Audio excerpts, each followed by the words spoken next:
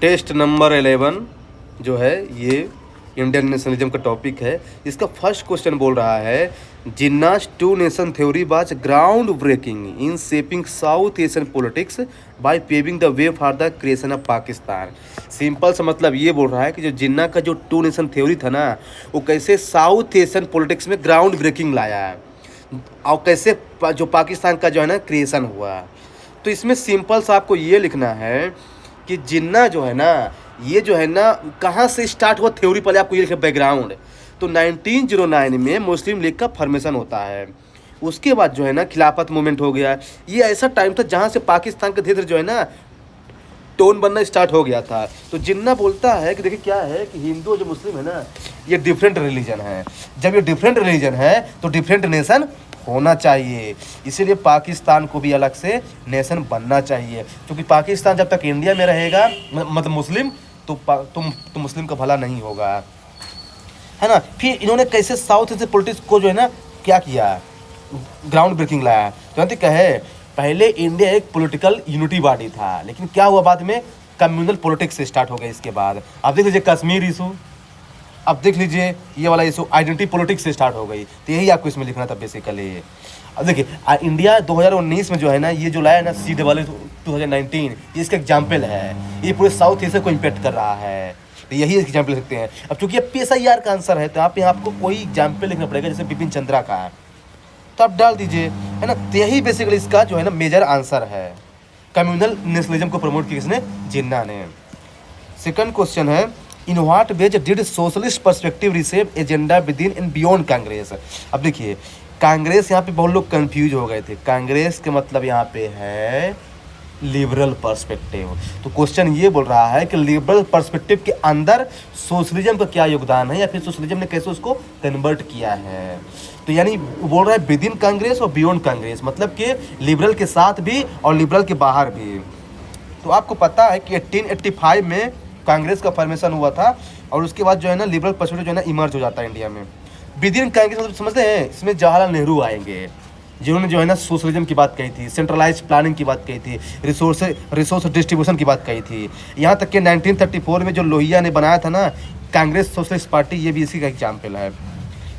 फिर लिखना है बियॉन्ड कांग्रेस। तो पोस्ट इंडिपेंडेंस देख लीजिए, प्रजा सोशलिस्ट पार्टी बन गई, कि किसान यूनियन, ट्रेड यूनियन, ये सब बियॉन्ड कांग्रेस है। मतलब कि जो सोशल प्रोफेशन बियॉन्ड कांग्रेस भी था। जैसे जयप्रकाश नारायण का जो टोटल रिवोल्यूशन है, ये भी बियॉन्ड कांग्रेस का ही एग्जाम्पल है, जिससे उन्होंने डिसेंट्रलाइज डेमोक्रेसी की बात कही है। फिर लिख दीजिए कि बिपिन चंद्रा ने कहा है कि socialism as a second dimension of Indian nationalism. इसका रेलेवेंसी क्या है, DPSP में देख लीजिए आजकल, DPSP या फिर डेमोक्रेटिक सोशलिज्म में, यही इसका बेसिक जो है ना डिमांड था। इसके बाद इसका जो थर्ड क्वेश्चन है ना, explain the Dalit perspective as an alternative imagination of India and what do Prabuddha Bharat and बहिष्कृत भारत सिग्निफाई।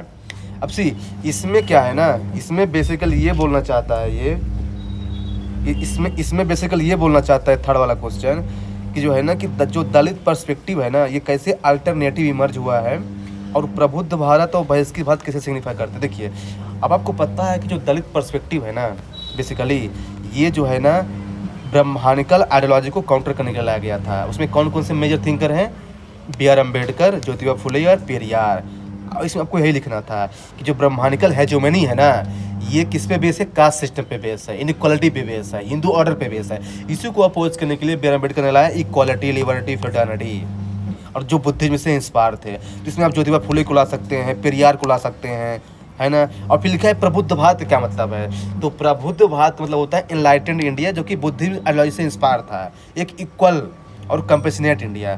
फिर है बहिष्कृत भारत, मतलब कि ऑस्ट्रासाइज्ड इंडिया, जिसमें है ना कास्ट सिस्टम का एक्सक्लूजन होना चाहिए, यही है ना। तो समझ रहे हैं ना, बेसिकली अरुण शौरी ने कहा था अम्बेडकर को एंटी नेशनलिज्म इसके लिए, लेकिन ऐसा नहीं है, कंटेक्स्ट अलग है, ये है।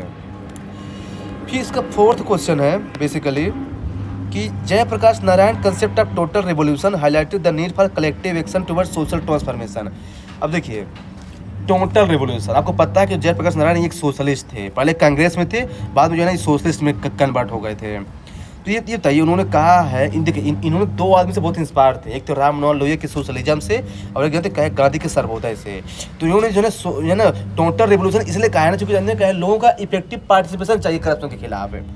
तो उन्हें सोशल रिवोल्यूशन की बात कही है, जहाँ पे क्या होगा कि कास्ट का रिमूवल होगा। इकोनॉमिक रिवोल्यूशन मतलब कि आत्मनिर्भर भारत, सेल्फ रिलायंस।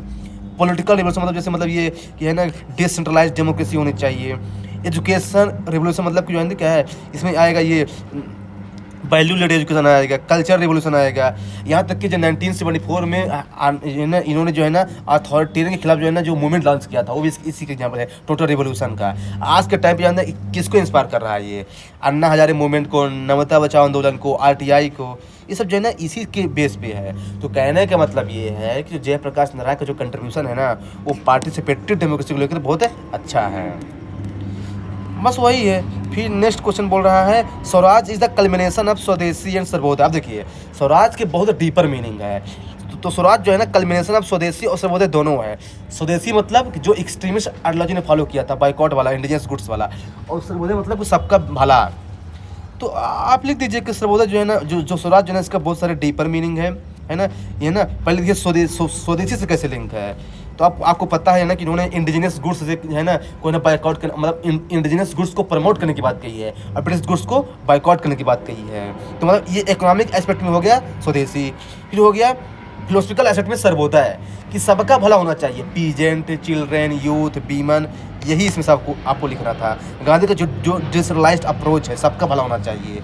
तो कहने का मतलब ये है कि जो स्वराज है ना, ये केवल मटेरियल सेल्फ रिलायंस से मतलब नहीं है कि स्वदेशी है, बल्कि ये फिलोसफिकल भी है, सबका यूनिवर्सल भी है। यही है सर्वोदय बेसिकली। कहने का मतलब ये है कि individual autonomy with collective goal, collective good, यही है इसका मतलब। तो इसमें आपको यही लिखना था बेसिकली। आप चाहे तो इसमें लाल बाल पाल को भी ला सकते हैं। फिर नेक्स्ट क्वेश्चन है, इसमें नेक्स्ट क्वेश्चन ये बोल रहा है, नेक्स्ट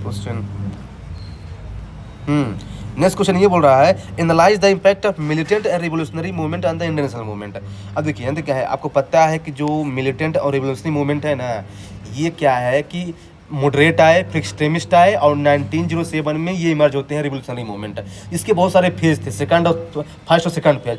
फर्स्ट फेज जानते क्या इमर्ज हुआ था इसका, ऑर्गेनाइजेशन के through. Second phase direct revolution के थ्रू। तो जानते क्या है, लिखा है कि देखिए इन्होंने क्या है, इन्होंने बहुत सारे वायलेंस डायरेक्ट यूज़ किया। बोला कि भाई आप बात करने से काम नहीं चलेगा, डायरेक्ट वायलेंस यूज़ करो, हाँ इसी से काम चलेगा। जैसे चंद्रशेखर आज़ाद हो गए, भगत सिंह हो गए।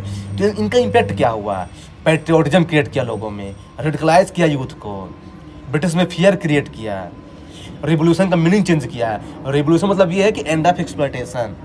लेकिन इनका एक लिमिटेशन भी था, जानते क्या, कि मास पार्टिसिपेशन नहीं था इनके पास, बाद में आइसोलेटेड हो गए थे।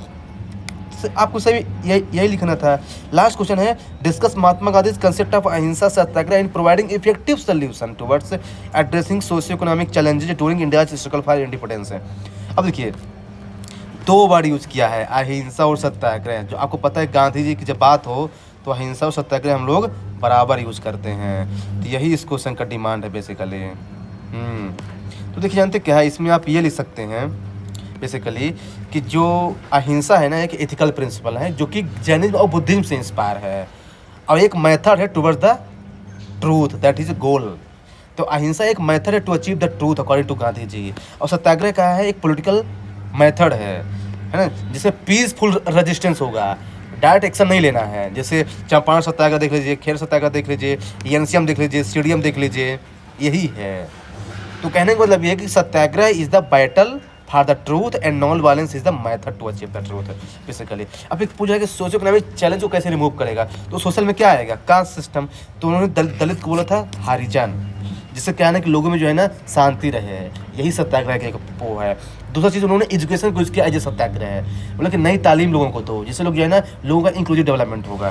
फिर इकोनॉमिक में क्या, वही कंस्ट्रक्टिव प्रोग्राम लाइक चरखा, हैंडलूम है ना, खादी, साल्ट, ये सब इन्होंने पढ़ाया था। ट्रस्टीशिप कंसेप्ट देख लीजिए, उन्होंने इसको पढ़ाया था।